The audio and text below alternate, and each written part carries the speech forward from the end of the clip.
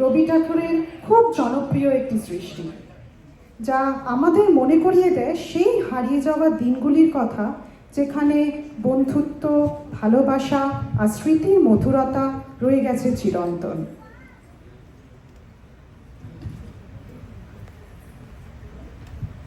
নমস্কার, আমার নাম আয়ুষ মিত। আমি আজকে তোমাদেরকে শোনাবো রবীন্দ্রনাথের পুরানো সেই দিনের কথা।